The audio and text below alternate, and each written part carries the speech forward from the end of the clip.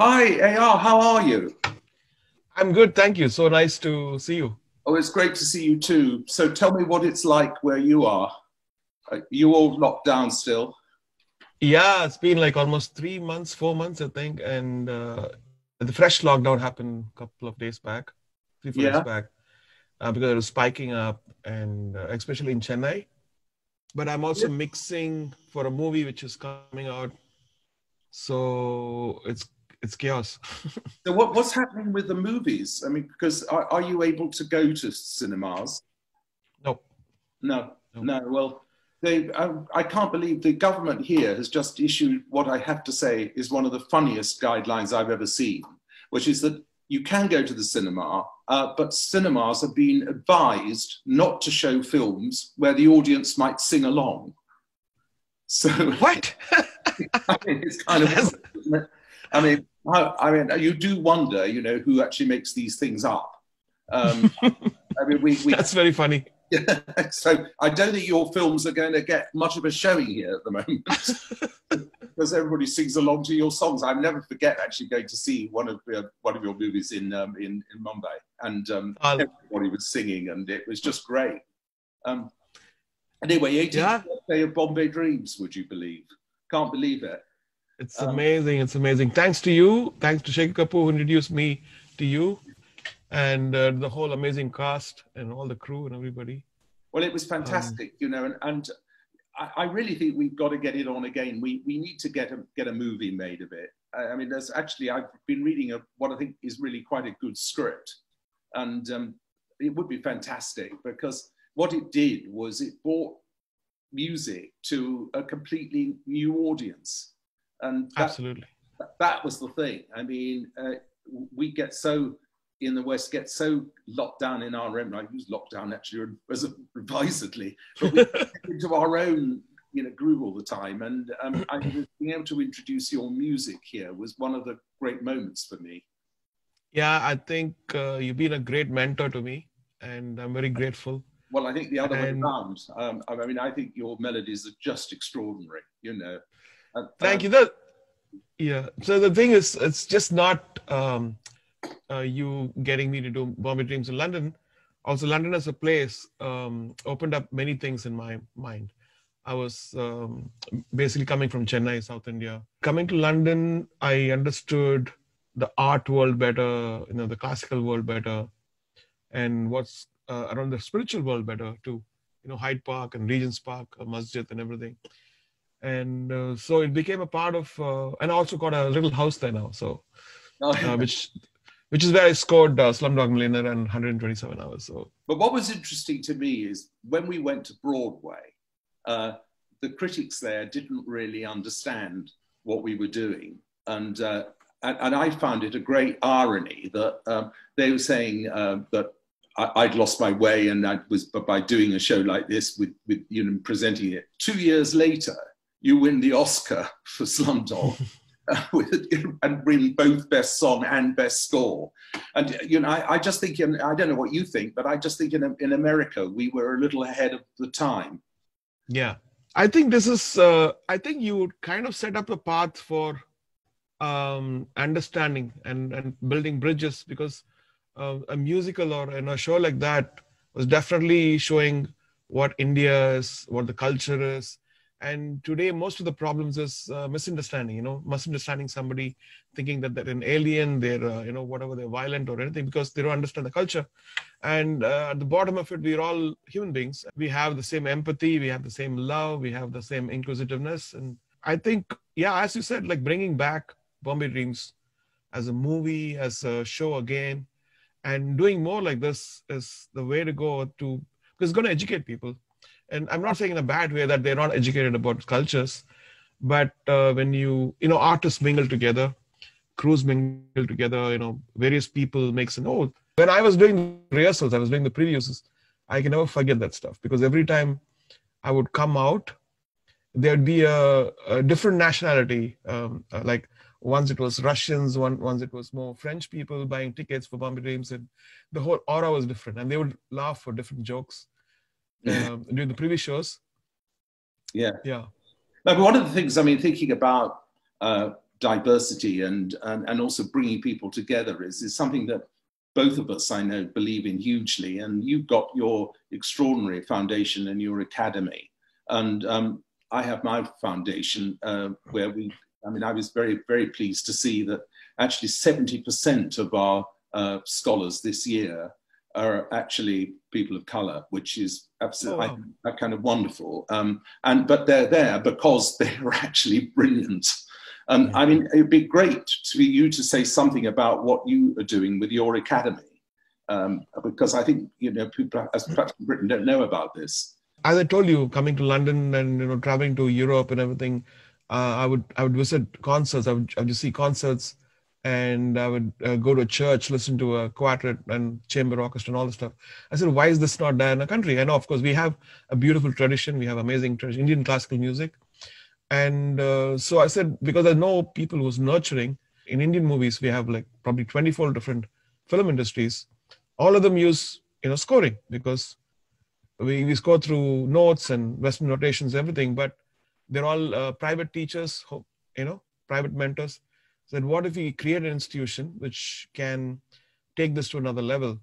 And what if all that stuff even takes Indian music to another level with harmony and everything? So that was a vision, crazy vision. I knew that I thought I'm going to fail. And I said, okay, even if I fail, this is a great attempt to, you know, it'll be marked in history that I failed doing something good. But to my luck, when I announced it, a lot of teachers came in and a lot of people were there. And the students, I was almost seeing the whole new India in that little building. You know, people from Calcutta, Kerala, Gujarat, and Kashmir, and Andhra Pradesh, everybody, like these are all states. At the end of the first year, which is 2008, I think just before the Oscars, I think, I saw something very beautiful. I saw like a glimpse of Broadway in Chennai, because they were doing West Side Story and they were doing Puccini and things like that. I was like, oh my God, what has happened here? And then that forced me to buy another piece of land. And also, yeah, there's a foundation which teaches. In my little brain, I would always think that if people are nurtured, underprivileged are nurtured, they can, you know, demolish the social barrier and poverty and all the stuff. And so we started something called the Sunshine Orchestra, where we picked up kids from very, very, you know, poor families. And now they are actually part of my shows. And we have around 30 now, with brass and strings. So they play beautifully.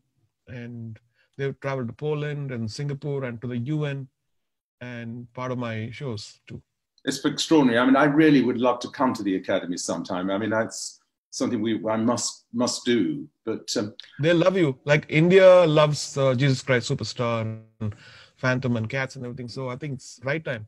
Yes. What are you working on now? What are you working on next, if we're ever allowed, that is, back into a cinema or a theatre again? So past 4 years, I've been, I produced a movie called 99 Songs. And because the way music, they were taking music out of me, like commissioning, they're very similar to the past 25 years, 27 years. And I thought the only way to break it is to probably create your own platform and create your own challenges. So this movie is ready now for release, but then COVID happened.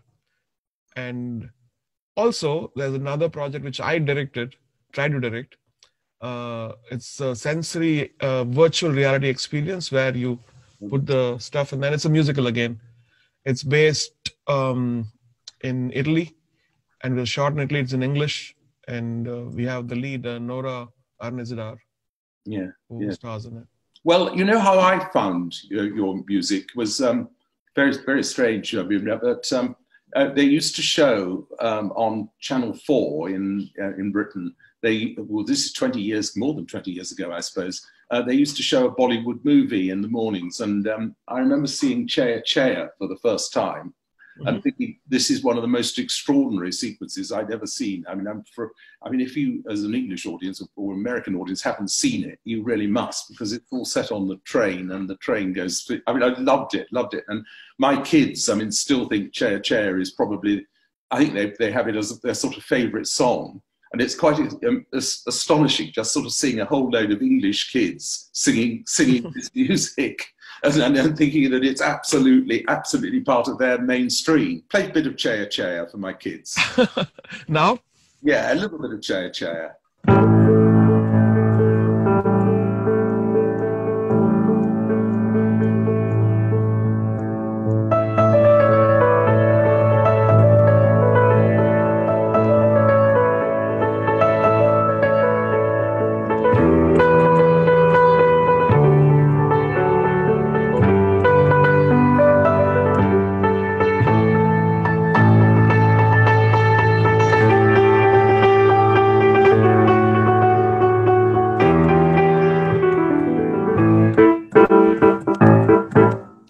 You're going to make the Lloyd Webber family very, very happy with that.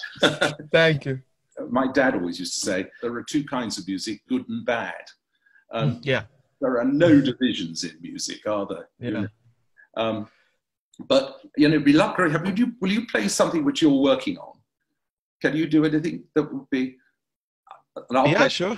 I'll play something that I'm working on. So this is actually a theme from 99 Songs. It's one of the key songs of... Yeah. So it is...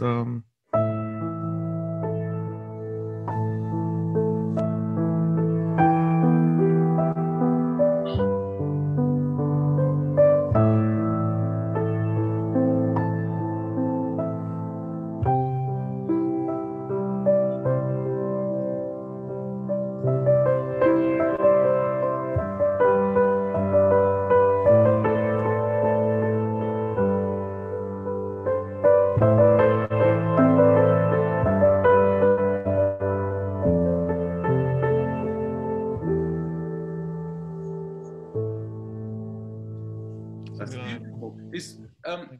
What voice is that written for? Is that a girl or a boy or both? It's a boy. It's a boy. Yeah. Yeah.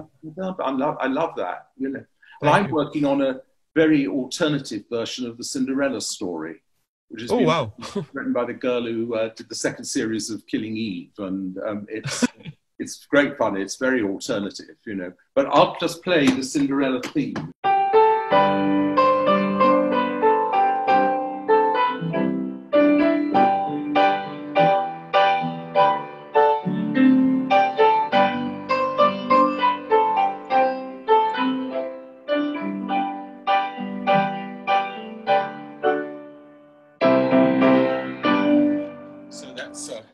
It's called Bad Cinderella because she's actually quite a naughty girl. Doesn't sit in That's very interesting. Doesn't sit in the fireplace, sort of like a blushing flower. She beautiful, quite naughty, and the town in which she lives in thinks she's a monster and wants to kick her out. And it is actually quite funny as well. But romantic. I always love something which has got a bit of romance, but where there's humor as well. It's great. Absolutely. I think in today's world, definitely without humor, the world can't sustain. There's so much of cruelty, so much of negative things. So yeah, the least we can do is we need some humor, But I mean, I just think it's fantastic what you do in feeling that we must, cross our cultures. We must share our cultures. That's the sort of fantastic thing. And I mean, we live in a world where there is just so much negativity, and I always feel when I listen to your music that there's real optimism and love in it. Sometimes I hear your melodies and something which I haven't heard, just like the one you just played, and you just say, "Oh my goodness, that is just beautiful." And I can't wait to hear that. So kind. Orchestras, that orchestrated, that'd be fantastic. Well, can you suggest something that I could put on my playlist? My Mind is a Stranger. It's from the soundtrack of a movie called 100-Foot Journey, which I did for DreamWorks. My Mind is a Stranger. That's great. My Mind is a Stranger Without You. Yeah, My Mind is a Stranger Without You. Well, that will immediately go on the list. The thing which I wanted to tell you and then I forgot is, I live in this city, Chennai. And so Chennai is probably the capital of Carnatic music, which is South Indian classical.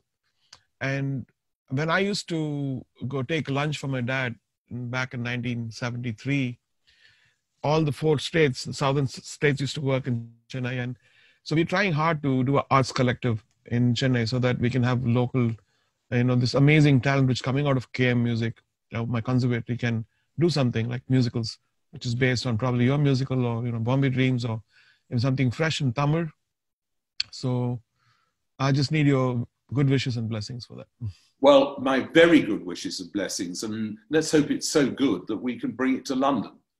Absolutely. That's what we want. We want more stuff in London. London's to get it still, I think, too Western. I think we need lots and lots more music from everywhere in the world. I just think it's such a fantastic idea. That's amazing. You already did that 20 years back with Bombay Dreams. Well, I think we were ahead of our time in America. I think people would accept it far more. Because Broadway has changed. I think since Hamilton came, Yes, Hamilton. Oh my God. Exactly. I mean, I think Lynn changed the face of it to a great degree, and young people now are coming to Broadway if they can afford it. That's another thing. Of course, everything's so expensive. But it is now possible, I think, to open up with a really diverse, scene of music. I really do think it can happen. But it's people like you who make it possible. Well, we live in a very, very strange world. I feel like all the lines are getting blurring now, but the minds are not blurring. The minds are very strict. Yes. The lines are blurring, and only music and art can definitely, give a statement of unity. But one of the things, thinking about that is that whenever I go to China, they're always saying, oh, well, we would love to do a musical. And, you say, yes, you must do a musical. And then they say, well, look, would I write it with somebody, there? And you say, no, because what you should be doing is doing something yourself about your own stories, and what you brilliantly have done. And I mean, what you've done is you've made, India the capital of a whole genre of music, which is spreading around everywhere, as the fact that you won the Oscar shows. But I do think it's very important that you stay true to your own culture too, and not try. And I mean, exactly, like West Side Story, No, but it's interesting that when people see another culture, like for instance here. We've all been fans of Western music and Western bands and Western musicals, especially yours. And so they know the parameter where to reach. So that's very, very important. Because many of the stage shows are more folk-oriented or, street theater-oriented. So for that to reach a level of what's been achieved in London or Broadway or even Vegas, people need to see it. Ordinary people need to see it. And they're very intelligent. Once they see it, then they'll rise up to that level of entertainment. Oh, well, look, lots and lots of love, and we'll all meet up very soon. I know. Absolutely. Oh, look! You see, so sweet. There you are. So goodbye. Thank you, London. Goodbye.